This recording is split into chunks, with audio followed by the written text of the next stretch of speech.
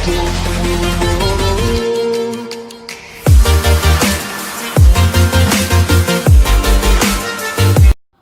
Morning students, എല്ലാവർക്കും universal കോളേജിന്റെ YouTube ക്ലാസ്സിലേക്ക് സ്വാഗതം. ഞാൻ നിങ്ങളുടെ ഇംഗ്ലീഷ് അധ്യാപിക അന്നു പുന്നൂസ്.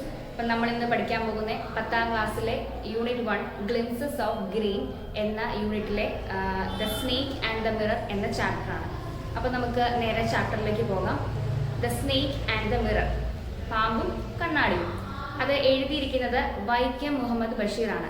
അദ്ദേഹത്തിനെ പറ്റി അധികം പറയേണ്ട ആവശ്യമുണ്ട് എന്ന് എനിക്ക് തോന്നുന്നില്ല, എങ്കിലും അവിടെ ചെറിയൊരു പ്രൊഫൈൽ കൊടുത്തിട്ടുണ്ട്. നമുക്കൊന്ന് ഓടിച്ചുവിട്ട് നോക്കാം. Vaikom Muhammad Basheer, who is fondly remembered as Bepu Sultan, is a humanist, freedom fighter, novelist and short story writer hailing from Kerala. He is noted for his dismally down-to-earth style of writing that made him equally popular among literacy critics as well as the common man. അപ്പോൾ നമുക്കറിയാം, വൈക്കം മുഹമ്മദ് ബഷീറിനെ നമ്മൾ എല്ലാവരും ഓർത്തിരിക്കാനുള്ള ഏറ്റവും വലിയ കാരണം എന്ന് പറയുന്നത് അദ്ദേഹം ഒരു ഫ്രീഡം ഫൈറ്റർ അഥവാ സ്വാതന്ത്ര്യ സമര പോരാളിയായിരുന്നു. അദ്ദേഹത്തിൻ്റെ മിക്ക കഥകളും സർക്കാസം, ആക്ഷേപഹാസ്യം നിറഞ്ഞാണ്. മനുഷ്യൻ്റെ ചെറിയ ചെറിയ തെറ്റുകളെ ചൂണ്ടിക്കാണിച്ചിട്ടുള്ള ചാപ്റ്ററാണ്. അദ്ദേഹത്തിൻ്റെ കഥകളൊക്കെ അങ്ങനെയാണ് വരാറുള്ളത്. അപ്പോൾ അദ്ദേഹത്തിൻ്റെ പ്രധാന കൃതികൾ എന്ന് പറയുന്നത് ബാല്യകാല സഖി, ശബ്ദങ്ങൾ, പാത്തുമ്മയുടെ ആട്, മതിലുകൾ, എൻ ടുപ്പാപ്പയ്ക്ക് ഒരു ആന ഉണ്ടായിരുന്നു, ജ്ഞാനന്തം, അനർഘ നിമിഷം എന്നിവയൊക്കെയാണ്. അപ്പം നമുക്ക് അദ്ദേഹത്തിൻ്റെ ഒരു ഷോർട്ട് സ്റ്റോറി, ചെറുകഥയാണ്. ഇത് ട്രാൻസ്ലേറ്റ് ചെയ്തതാണ്. അപ്പം നമുക്കതിലേക്ക് പോകാം. The snake and the mirror. Has a snake ever coiled itself round any part of your body? അപ്പോൾ ഈ കഥ തുടങ്ങുന്നത് തന്നെ ഒരു ചെറിയ ചോദ്യത്തിലൂടെയാണ്. Has a snake ever coiled itself round any part of your body? A full blooded cobra. A full blooded cobra എന്ന് പറഞ്ഞാൽ നല്ല ശക്തിയുള്ള, നല്ല വെനമസ് എന്ന് പറയുമ്പോൾ നല്ല വിഷമുള്ള, നല്ല ശക്തിശാലിയായ ഒരു പാമ്പ്, ഒരു കോബ്ര, മൂർഖൻ പാമ്പ് എപ്പോഴെങ്കിലും നിങ്ങളുടെ ഏതെങ്കിലും ശരീരഭാഗത്ത് ചുറ്റിയിട്ടുണ്ടോ? കോയിലെന്ന് വെച്ചാൽ ചുറ്റി മുറിയിട്ടുണ്ടോ എന്നുള്ളൊരു ചോദ്യത്തിലൂടെയാണ് ഇത് തുടങ്ങുന്നത്. All of us fell silent. പെട്ടെന്ന് അവിടെയുള്ള എല്ലാവരും നിശബ്ദരായി. The question came from the homeopath. Homeopath എന്ന് പറഞ്ഞാൽ ഹോമിയോപ്പതി ഡോക്ടർ.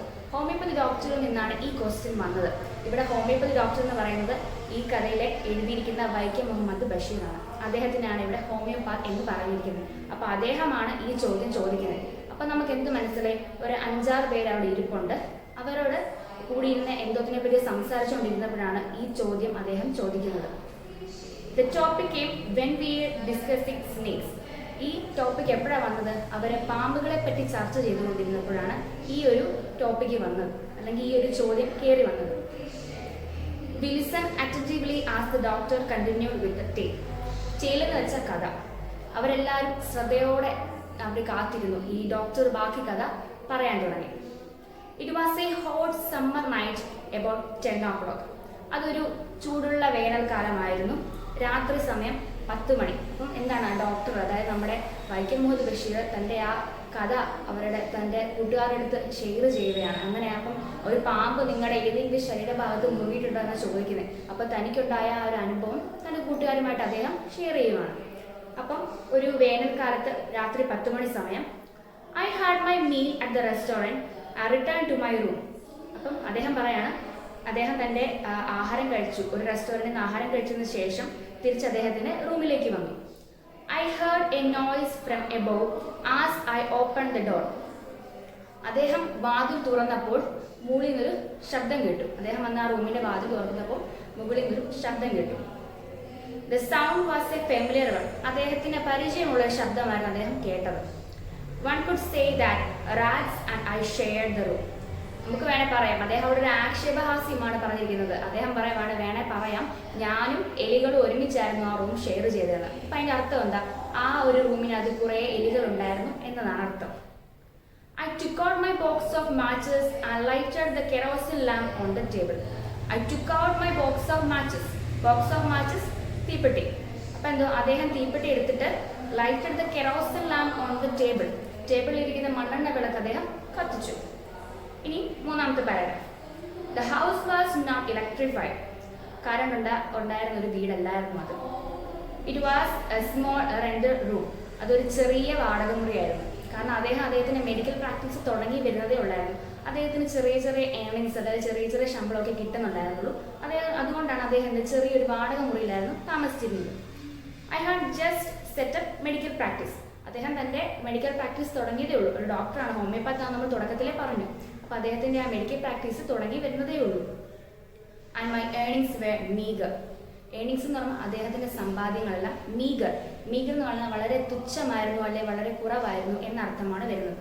നിങ്ങൾ ഈ പുതുതായിട്ട് പഠിക്കുന്ന വാക്കുകളുടെ അർത്ഥം ടെക്സ്റ്റ് ബുക്കിൽ ഒന്ന് നോട്ട് ചെയ്തിടുക. നിങ്ങൾ വായിക്കുമ്പോൾ അത് മനസ്സിലാക്കി പഠിക്കാൻ ഉപകരിക്കും. I had about 60 rupees in my suitcase. എൻ്റെ സ്യൂട്ട് കേസിൽ ആകെ 60 രൂപയെ ഉണ്ടായിരുന്നുള്ളൂ. Along with some shirts and dhotis. പിന്നെ അതുകൂടാതെ കുറച്ച് ഷർട്ടും ധോത്തി മുണ്ടുകളും അത് സ്യൂട്ട് കേസിനകത്ത് ഉണ്ടായിരുന്നു. I also possessed one solitary black coat. Solitary എന്ന് പറഞ്ഞാൽ ഒരെണ്ണം എന്നുള്ളൊരു അർത്ഥമാണ്. I also possessed one solitary black coat. അദ്ദേഹത്തിന് ഒറ്റൊരു ബ്ലാക്ക് കളറിലെ കോട്ടും ഉണ്ടായിരുന്നു. Which I was then wearing. അതായിരുന്നു അദ്ദേഹം അപ്പോൾ ധരിച്ചിരുന്നത്. അപ്പോൾ അദ്ദേഹം പറയുന്ന അദ്ദേഹത്തിൻ്റെ സ്യൂട്ട് കേസിൽ 60 രൂപയും കുറച്ച് ഷർട്ടുകളും കുറച്ച് മുണ്ടും ഒപ്പം ഒരേ ഒരു ബ്ലാക്ക് കോട്ട് ഉണ്ടായിരുന്നത് അത് അദ്ദേഹം ധരിച്ചിരിക്കുകയാണ്. അപ്പോൾ നമുക്ക് എന്താ മനസ്സിലായി, അദ്ദേഹത്തിൻ്റെ അധികം പൈസയൊന്നുമില്ല, ജസ്റ്റ് മെഡിക്കൽ പ്രാക്ടീസ് തുടങ്ങി വരുന്നതേ ഉള്ളൂ. അതുകൊണ്ട് അദ്ദേഹം വളർന്നു വരുന്നതേ ഉള്ളൂ. ഇനി നമുക്ക് 4th പാരഗ്രാഫിലേക്ക് നോക്കാം. I took off my black coat, white shirt and not so white vest and hung them up. I took off my black coat. Took off എന്ന് പറഞ്ഞാൽ അഴിച്ചു മാറ്റി എന്നൊരു അർത്ഥമാണ് വരുന്നത്. ബ്ലാക്ക് കോട്ട്, അദ്ദേഹം ധരിച്ചിരുന്ന ആ കറുത്ത കോട്ട് അദ്ദേഹം അഴിച്ചു മാറ്റി. വൈറ്റ് ഷർട്ട്, ആ വെള്ള കളറിലെ ഷർട്ട്, ആ കോട്ടിനകത്തിട്ടിരുന്ന ഷർട്ടും എടുത്തു മാറ്റി. And not so white vest. Vest എന്നിവിടെ ഉദ്ദേശിക്കുന്ന ഇന്നർവെയർ അഥവാ ബനിയനാണ് ഉദ്ദേശിക്കുന്നത്. അധികം വെളുപ്പൊന്നുമില്ലാത്ത കുറച്ച് മുഷിഞ്ഞ ആ ബനിയനും അദ്ദേഹം അതോടൊപ്പം ഊരി മാറ്റി. And hung dum up. Hung എന്ന് വെച്ചാൽ തൂക്കിയിടുക എന്നാണ്. അപ്പോൾ ഈ 3 കാര്യങ്ങൾ അദ്ദേഹം അഴിച്ചു മാറ്റിയിട്ട് തൂക്കിയിട്ടു. I open the 2 windows in the room. ആ റൂമിൽ ഉണ്ടായിരുന്ന 2 ജനാലകൾ അദ്ദേഹം തുറന്നു. It was an outer room with 1 wall facing the open air. ആ മുറി എന്ന് പറയുന്നത്, ആ മുറിയുടെ ജനാല തുറന്നാൽ നമുക്ക് വെളിയിലെ കാഴ്ചകളൊക്കെ കാണാം. അങ്ങനത്തെ ഒരു റൂമായിരുന്നു, ഒരു ഔട്ടർ റൂമായിരുന്നു. അപ്പോൾ ആ ജനാല തുറക്കുമ്പോൾ നമുക്ക് വെളിയിൽ നടക്കുന്ന എല്ലാ കാര്യങ്ങളും കാണാവുന്ന ഒരു സ്പെഷ്യാലിറ്റി ഉണ്ടായിരുന്ന റൂമായിരുന്നു. 1 wall facing the open yard. അത് ആ മുറിയുടെ ഒരു ഭിത്തി എന്ന് പറയുന്നത് ആ തുറന്ന യാർഡ്, ആ മുറ്റത്തിനെ ഫേസ് ചെയ്തായിരുന്നു ആ ഒരു ഭിത്തി നിന്നിരുന്നത്. It had a tiled roof. Tiled roof എന്ന് പറഞ്ഞാൽ ഓടിട്ട ഒരു റൂമായിരുന്നു എന്നാണ് അദ്ദേഹം ഉദ്ദേശിച്ചിരിക്കുന്നത്. With long supporting gables. Gables എന്ന് പറയുമ്പം ഈ പണ്ട് കാലത്തൊക്കെ ഓടിട്ട വീടുകളിൽ ത്രികോണ രീതിയില മട്ടച്ചുവരെന്നൊക്കെ പറയും അത് ഇരിക്കുന്നത്. അതായത് ഓട് ത്രികോണ രീതിയിൽ ഇങ്ങനെ അറേഞ്ച് ചെയ്തേക്കുന്നതിന് അവിടെ ഗേബിൾസ് ഉദ്ദേശിച്ചിരിക്കുന്നത്. അതായത് ഒരു ഉത്തരമുണ്ട്, ആ ഉത്തരത്തിന് മുകളിലായിട്ടായിരിക്കും ഈ ഗേബിൾസ് ഇരിക്കുന്നത്. അതാണ് അവിടെ ഉദ്ദേശിച്ചിരിക്കുന്നത്. That rested on the beam. Beam എന്ന് പറഞ്ഞാൽ ഉത്തരം. Over the wall. Over the wall എന്ന് പറഞ്ഞാൽ ഭിത്തിയുടെ മുകളിലായിട്ട്. അപ്പോൾ ഭിത്തിയുടെ മുകളിൽ ഉത്തരം, ഉത്തരത്തിൻ്റെ മുകളിൽ ഈ ഓട് ത്രികോണ രീതിയിലായിരുന്നു ഇരിക്കുന്നത്. നമുക്കറിയാമല്ലോ പണ്ടത്തെയൊക്കെ ഓടിട്ട വീടുകളൊക്കെ നമുക്കൊന്ന് ഇമാജിൻ ചെയ്യാം. അല്ലെ പിന്നെ അവിടെ ഒരു പിക്ചർ ചെറുതായിട്ട് കൊടുത്തിട്ടുണ്ട്, അത് നമുക്ക് നോക്കിയാൽ മനസ്സിലാവും. There was no ceiling. Ceiling ഒന്നും ഉണ്ടായിരുന്നില്ല. There was a regular traffic of rats to and from the beam.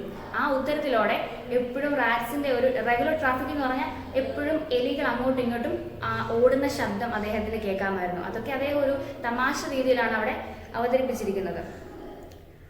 ഇനി I made my bed and pull it close to the world. അദ്ദേഹം എന്തോ ചെയ്തു, അദ്ദേഹം ഉറങ്ങാനായിട്ട് തയ്യാറെടുക്കുകയാണ്. അപ്പം അദ്ദേഹത്തിൻ്റെ കട്ടിലൊക്കെ നേരെ വിരിച്ചിട്ട് pull it close to the wall. അദ്ദേഹം ഭിത്തിയുടെ അടുത്തേക്ക് അത് വലിച്ചിട്ടു. നമ്മൾ ചിലരൊക്കെ അങ്ങനെയാണ്, ഭിത്തിയോട് ചേർന്ന് കിടക്കുമ്പോൾ ചെറുതൊരു സുഖം വരാറുണ്ട്, അതിന് വേണ്ടിയിട്ടായിരിക്കും അല്ലേ. അപ്പോൾ അദ്ദേഹം എന്തോ ചെയ്തു, ആ കട്ടിൽ ഭിത്തിയോട് ചേർത്ത് വലിച്ചിട്ടിട്ട് അദ്ദേഹം ബെഡൊക്കെ അറേഞ്ച് ചെയ്തു. I lay down but I could not sleep. അദ്ദേഹം കിടന്നു, പക്ഷേ അദ്ദേഹത്തിന് ഉറക്കം വന്നില്ല. I got up and went out to the verandah for a little air. അദ്ദേഹം എന്തോ ചെയ്തു, ഉറക്കം വരാഞ്ഞുകൊണ്ട് അവിടെ നിന്നിച്ചിട്ട് വരാന്തയിലേക്ക് പോയി. വരാന്തയിലേക്ക് എന്തിനാ പോയത്, കുറച്ച് കാറ്റ് കിട്ടട്ടെ എന്ന് വിചാരിച്ചു, കുറച്ച് തണുത്ത കാറ്റ് കിട്ടട്ടെ എന്ന് വിചാരിച്ച് അദ്ദേഹം വരാന്തയിലേക്ക് പോയി. But the wind god seemed to have taken off. Wind god എന്ന് പറയുമ്പം കാറ്റിൻ്റെ ദേവത, അല്ലെങ്കിൽ നമുക്ക് കാറ്റ് തരുന്ന ദേവത എന്നുള്ളൊരു അർത്ഥമാണ്.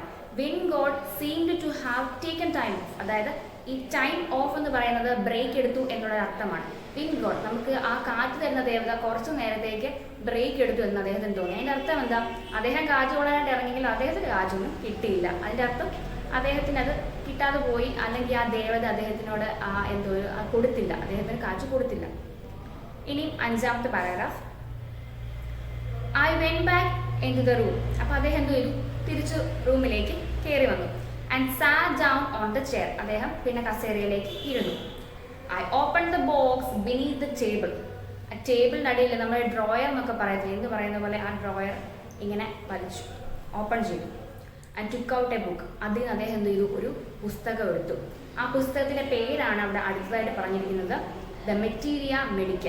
അപ്പം എന്തോ അത് മെഡിസിനെ പറ്റിയൊക്കെയുള്ളൊരു ബുക്ക്. അദ്ദേഹം ഒരു ഡോക്ടർ, ഒരു ഹോമിയോപാത്ത് അല്ലേ, അപ്പോൾ അത്ര ബുക്കുകളൊക്കെ ആയിരിക്കണം അദ്ദേഹം വായിക്കേണ്ടത്. അപ്പോൾ അദ്ദേഹം എന്ത് ചെയ്തു?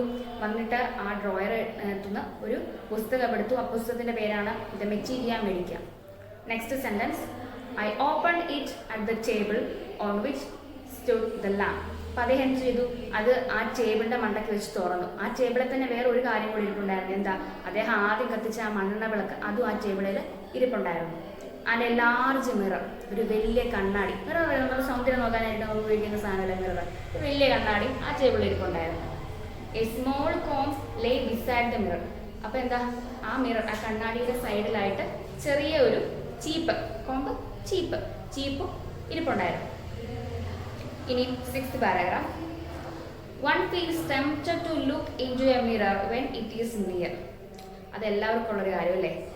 One feels tempted to look. അതായത് ഒരു കണ്ണാടി നമ്മുടെ അടുത്തിരിക്കുമ്പം നമുക്കൊരു ടെംപ്റ്റേഷൻ ഉണ്ടാവും. നമുക്കൊരു നമ്മുടെ മനസ്സ് പറയാം, നോക്ക്, നമ്മുടെ സൗന്ദര്യം ഒന്ന് ആ കണ്ണാടിയിലേക്ക് നോക്കി പറ എന്ന് നമുക്ക് തോന്നാറില്ലേ? അതാണ് അവിടെ അദ്ദേഹം പറഞ്ഞിരിക്കുന്നത്. One feels tempted to look into a mirror when it is near. നമ്മുടെ അടുത്തൊരു കണ്ണാടി ഇരിക്കുമ്പം അതിലേക്ക് നോക്കാനായിട്ടുള്ളൊരു ടെംപ്റ്റേഷൻ, ഒരു മനസ്സ് നമ്മളോട് പറയാം, നോക്കൂ എന്ന് പറയുന്ന പോലെ നമുക്ക് തോന്നും.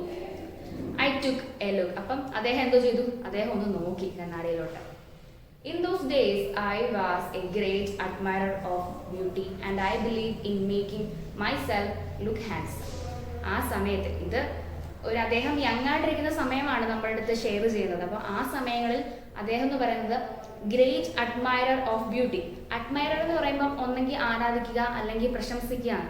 അപ്പോൾ അദ്ദേഹം ഈ സൗന്ദര്യത്തിനെ ആരാധിക്കുന്ന ഒരു വ്യക്തിയായിരുന്നു ആ സമയത്ത്. And I believed in making myself look handsome. അദ്ദേഹം തന്നെ കൂടുതൽ ഹാൻസം, കൂടുതൽ സൗന്ദര്യമുള്ള ഒരു വ്യക്തിയാക്കി മാറ്റുന്നതിൽ, അല്ലെങ്കിൽ കൂടുതൽ സ്മാർട്ടാക്കി മാറ്റുന്നതിലേക്ക് നല്ല വിശ്വാസം ഉണ്ടായിരുന്നു. അദ്ദേഹം അങ്ങനത്തെ കാര്യങ്ങളൊക്കെ ആരാധിക്കുന്ന ഒരു വ്യക്തിയായിരുന്നു.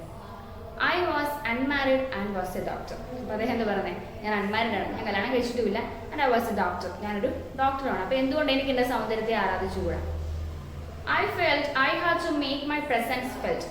അദ്ദേഹത്തിന് അനുഭവപ്പെട്ടു, എല്ലാവരുടെ അടുത്തും അദ്ദേഹത്തിൻ്റെ ഒരു സാന്നിധ്യം ഉണർത്തണം. ഞാൻ യങ്ങാണ്, ഞാനൊരു ഡോക്ടറാണ്, ഞാൻ അൺമാരിഡാണ്. അപ്പോൾ എല്ലാവരും എന്നെ കുറിച്ച് പറയണം അല്ലേ? അതായത് ഞാൻ ഹാൻസം ആണെന്ന് എല്ലാവരും ഒന്ന് പറയണമെന്ന് അദ്ദേഹം തന്നെ ഇങ്ങനെ ചിന്തിക്കുകയാണ്.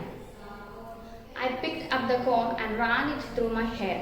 അദ്ദേഹം ആ ചീപ്പ് എടുത്തിട്ട് പെട്ടെന്ന് മുടി കൂടി ഇങ്ങനെ ഓടിച്ചു.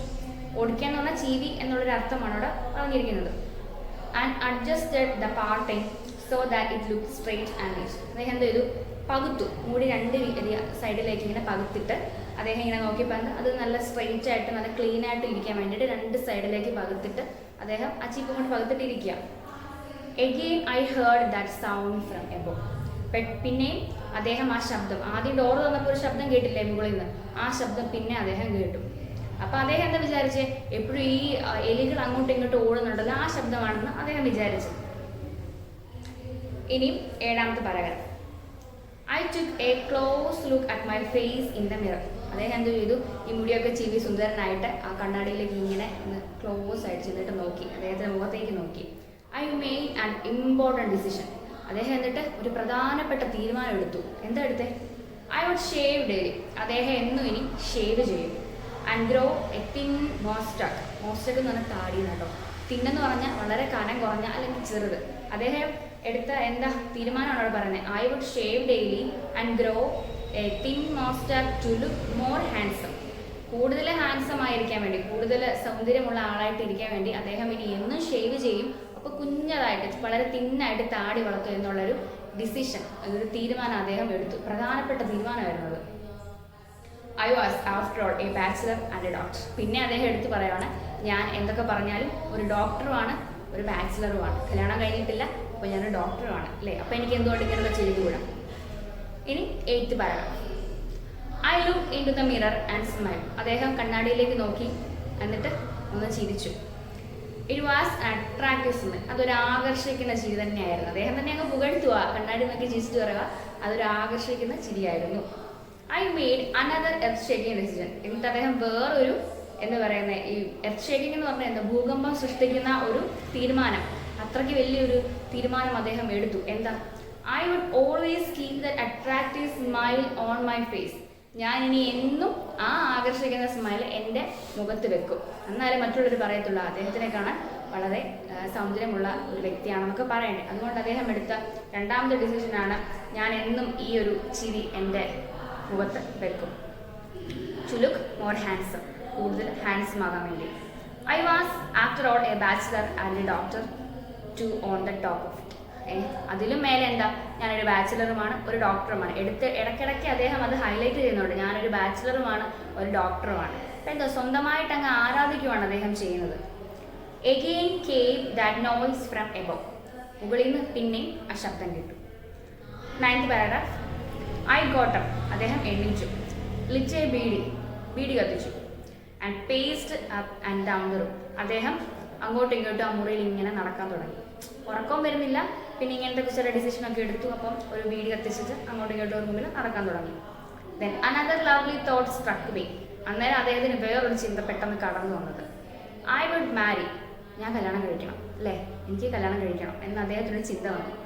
I would get married to a woman doctor who had plenty of money and a good medical practice. അപ്പം അദ്ദേഹത്തിൻ്റെ ചില്ലറ സ്വപ്നമൊന്നുമല്ല, എന്താ അദ്ദേഹം ആഗ്രഹിക്കുന്നത്, I would get married to a woman doctor who had plenty of മണി.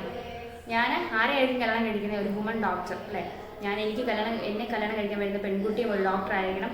ഒപ്പം who had plenty of money, ഒത്തിരി പണമുള്ള വീട്ടിലെ കുട്ടിയായിരിക്കണം.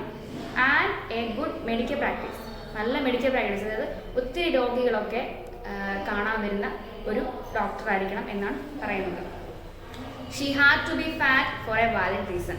എന്താ പറയുന്നത്, she had to be fat. അദ്ദേഹത്തിൻ്റെ ഭാര്യ എന്താ, കുറച്ച് നല്ല തടിയുള്ള നല്ല ഫാറ്റി വുമൺ ആയിരിക്കണം. അതിനൊരു റീസൺ ഉണ്ട്. എന്താ, if I made some silly mistake, ഞാൻ എന്തെങ്കിലും ചെറിയ മിസ്റ്റേക്ക് ചെയ്യുവാണെങ്കിൽ, and need to run away, എന്നിട്ട് എനിക്ക് ഓടേണ്ടി വരുവാണെങ്കിൽ, she should not be able to run after me and catch me. എന്നിട്ട് എൻ്റെ പുറകെ ഓടി വന്ന് എന്നെ പിടിക്കാനുള്ള ആ ഒരു എന്താ പറയുന്നത്, ആ ഒരു ശക്തി ഉണ്ടാകുന്ന ഒരു കുട്ടിയായിരിക്കരുത്. അതുകൊണ്ടാണ് പറഞ്ഞത് നല്ല വണ്ണം വേണം, അപ്പോൾ പെട്ടെന്ന് ഓടി വന്ന് പിടിക്കാൻ പറ്റത്തില്ലല്ലോ. അതാണ് ആ ഒരു പാരഗ്രാഫിൽ പറയുന്നത്. With such thoughts in my mind I resumed my seat in the chair in front of the table. അത്തരം ചിന്തകളൊക്കെ മനസ്സിൽ വെച്ചുകൊണ്ട് അദ്ദേഹം കസേരയിൽ ആ ടേബിളിനെ ഫേസ് ചെയ്തുകൊണ്ട് ഇരുന്നു. There were no more sounds from above. പിന്നെ മുകളിൽ നിന്ന് ശബ്ദമൊന്നും കേട്ടില്ല. Suddenly there came a dull thud as if a rubber tube had fallen to the ground. ഒരു റബ്ബർ ട്യൂബ് പെട്ടെന്ന് ഈ നമ്മുടെ താഴേക്ക് വീഴുമ്പോൾ ഉണ്ടാകുന്ന ഒരു കനത്ത ശബ്ദമുണ്ട്, അതിനെ ഡൾ തഡ് സൗണ്ട് എന്ന് പറയുന്നത്. ആ ശബ്ദം അദ്ദേഹം പെട്ടെന്ന് കേട്ടു. അപ്പോൾ ഒരു വലിയൊരു റബ്ബർ ട്യൂബ് താഴേക്ക് ഒരു ഗ്രൗണ്ടിലേക്ക് വീഴുന്ന പോലൊരു ശബ്ദം അദ്ദേഹം പെട്ടെന്ന് കേട്ടു.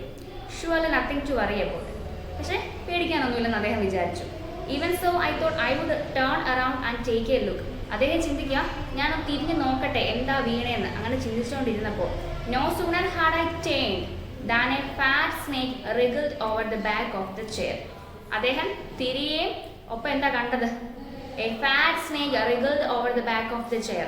ആ കസേരയുടെ പുറകിലൂടെ ഒരു വണ്ണമുള്ള ഒരു പാമ്പ്, വലിയ പാമ്പ് wriggled ചുറ്റി വലിഞ്ഞ് കയറുകയാണ്. വലിഞ്ഞ് കയറി അവിടെ ഇരിക്കുന്നതായിട്ടാണ് അദ്ദേഹം കണ്ടത്. And landed on my shoulder. പെട്ടെന്ന് അദ്ദേഹത്തിൻ്റെ തോളിലേക്ക് വന്നതും ചാടി. അദ്ദേഹം തിരിഞ്ഞു നോക്കുകയും ഇത്രയും കാര്യങ്ങൾ പെട്ടെന്ന് നടന്നത്, ഇതെല്ലാം സൈമിൾട്ടേനിയസ് ആയിട്ടാണ് നടന്നത്. അദ്ദേഹം തിരികെയും ഒപ്പം ഈ പാമ്പ് എഴഞ്ഞ് ആ കസേരയുടെ പുറകിൽ വന്ന് പെട്ടെന്ന് അദ്ദേഹത്തിൻ്റെ തോളിലേക്ക് ചാടി. അപ്പം ഈ റബ്ബർ ട്യൂബ് വീഴുന്നതായിട്ട് കേട്ട ശബ്ദം എന്തിൻ്റെ ആയിരുന്നു, ഈ പാമ്പ് വീഴുന്ന ശബ്ദമായിരുന്നു അദ്ദേഹം കേട്ടത്. The snakes landing on me and my turning simultaneous. Snake എൻ്റെ മണ്ടയ്ക്ക് ലാൻഡ് ചെയ്തതും ഞാൻ തിരിഞ്ഞു നോക്കിയതും ഒരേ സമയത്താണ് നടന്നത്. സൈമൾട്ടേനിയസ് എന്ന് പറഞ്ഞാൽ ഒരേ സമയത്ത് രണ്ട് പ്രോസസ്സ് നടക്കും, പെട്ടെന്ന് നടക്കുന്നതിനാണ് സൈമൾട്ടേനിയസ് എന്ന് പറഞ്ഞത്. പെട്ടെന്നായിരുന്നു. അദ്ദേഹം തിരിഞ്ഞു നോക്കിയും പെട്ടെന്ന് ആ പാമ്പ് താഴേന്ന് കയറി കസേര വന്നിട്ട് അദ്ദേഹത്തിൻ്റെ ഈ ലെഫ്റ്റ് ആമിലേക്ക്, ലെഫ്റ്റ് ഷോൾഡറിലേക്ക് അത് ചാടിക്കയറി. അപ്പോൾ നമുക്ക് ഇത്രയും പോർഷൻ എന്തൊക്കെയാണ് മനസ്സിലായത്. അദ്ദേഹം ഒരു മെഡിക്കൽ പ്രാക്ടീസ് ജസ്റ്റ് സ്റ്റാർട്ട് ചെയ്തൊരു ഡോക്ടറാണ്. അദ്ദേഹം തനിക്കുണ്ടായ ഒരു എക്സ്പീരിയൻസ്, അദ്ദേഹം ഒരു പാമ്പിൻ്റെ കേസിൽ അത് ആദ്യമേ ചോദിക്കുന്നുണ്ട്, എപ്പോഴെങ്കിലും നിങ്ങളെ ആരെങ്കിലും ഒരു പാമ്പ് ചുറ്റി വളഞ്ഞിട്ടുണ്ടോ. എന്നിട്ട് ആ ഒരു എക്സ്പീരിയൻസ് അദ്ദേഹം തൻ്റെ മറ്റ് സുഹൃത്തുക്കളുമായിട്ട് അവിടെ ഷെയർ ചെയ്തുകൊണ്ടിരിക്കുകയാണ്. അപ്പോൾ നമുക്ക് കുറച്ച് എന്താ പറയുക, ക്യൂരിയസ് ആയി ഇനി എന്ത് സംഭവിച്ചു കാണോ ഈ പാമ്പ് ലാൻഡ് ചെയ്ത് കഴിഞ്ഞിട്ടല്ലേ. അത് നമുക്ക് അടുത്ത ക്ലാസ്സിൽ നോക്കാം. അപ്പം അതുവരെ നിങ്ങൾ ഈ വീഡിയോ മുഴുവൻ വാച്ച് ചെയ്യണം, ഒപ്പം തന്നെ ഈ ലൈക്ക് ചെയ്യണം, അതോടൊപ്പം സബ്സ്ക്രൈബ് ചെയ്യാനും മറക്കരുത്, പിന്നെ മാക്സിമം ഷെയറും ചെയ്യണം. Thank you.